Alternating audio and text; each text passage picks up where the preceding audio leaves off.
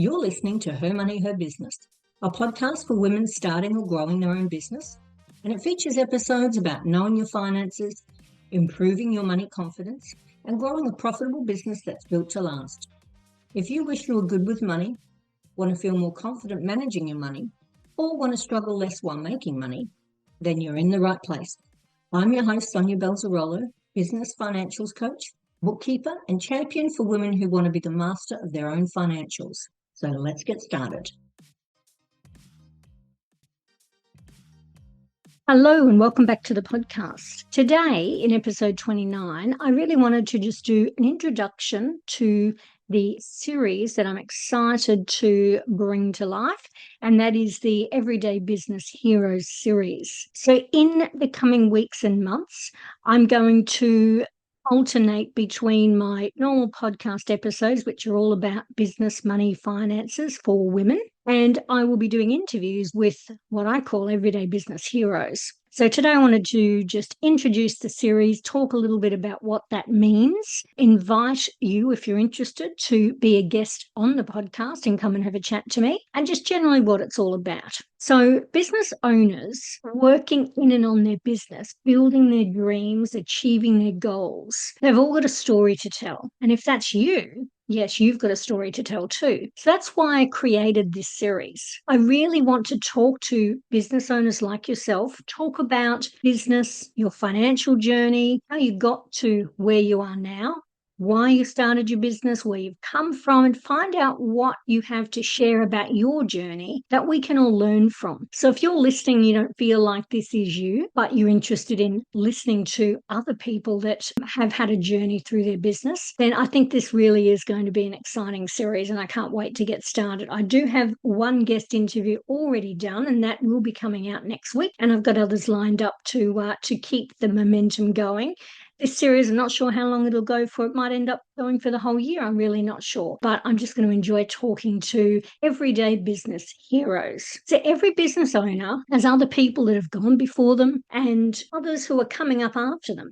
So learning from other women in business, I think, is a really smart way of doing business. So you may be in Facebook groups, you may be listening to podcasts, you may be in masterminds or group programs, memberships, etc., where you're learning from other women. And this is really an extension of that. So the women I want to talk to out there, they've made mistakes. We can learn from those mistakes, or at least learn how to better deal with them when they come up in our own business. They've had to solve problems. They've got great ideas that have worked. So we've got both sides of the coin. I know my business journey has been exactly the same. So ups, downs, highs, lows, failures, successes, all of it. And the journey is what lets me do what I do as a business financials coach. So I help others because I've learned from the things that I've learned in problem solving, in doing, in failing, in succeeding. And now sharing that knowledge and helping other women in business achieve their financial and their business goals is what I'm all about. And I know that there are other women out there who may not necessarily be a business financials coach or a coach in general, but I know that there are women in business that have a lot to share. And whether you're doing that through business service like coaching, or whether you've just got a story that I know will help other people, then that's what this series is all about. So in introducing this, I thought I might start with myself and share some of my own journey that I really haven't shared on the podcast very much, just in general conversation probably, or anywhere really. It's not generally something that I talk a lot about online, but I know that people could learn from it and also relate to my journey as well, because it's probably a fairly typical one, although it's obviously unique to me. So I started in business when I left my corporate career years ago now to have my beautiful daughters, and they're 8 and 9 now. So really my entrepreneurial business working for myself journey started then, but I've always been fairly entrepreneurial. So when I was younger, when I was still at school, I had ideas for businesses. I always have had ideas for businesses that I've played around with, and I've dabbled here and there while I was in a corporate career as well. But when I left school, full of ideas and creativity, I pretty much fell into a corporate career. So I started working my way up the ladder in finance and also in recruitment as well. I did a bit of both. Purely, really, it just happened because of my skill sets. So being organised, being able to problem solve and work efficiently really comes naturally to me. And so those were the types of roles that I was doing, and I was definitely succeeding and moving up the ranks. I moved overseas in the middle of my career and worked in England for 2.5 years, and that's when my career really ramped up. So when I returned, I was really managing large businesses and P&Ls in the millions, up to about $8 million, lots of staff traveling around Australia. Then it all just stopped. I had my daughters. I realized that traveling and that being responsible for large businesses was not really a lifestyle I wanted with two young girls. They were 16 months apart. And so I tried briefly to go back, but it really did not work. So the option for me, like a lot of people, and I'm sure you could probably relate to this, was to have my own business. So really having my girls really reignited my creativity. And I did play around with some businesses around the creative side of me, but I really felt like from a business point of view, I really wanted to work on my strengths. And that always came back to being organized, managing financials and P&Ls and training people. And so combining that all into bookkeeping and business financials is what I do now. So along the way, through that whole process of discovery, of niching down into what I do now. So I wrote a book called Mr. and Mrs. Business, and that was about money, time, and self-care. And the end of writing that book and moving or slightly moving the direction of my business again in that area, I really realized that money was the key. Money was the thing that I really wanted to help more women in business with. And so I really love this whole area of financial education, which is what I do now. So I have both service in my business. So I am a bookkeeper and I have some bookkeeping clients.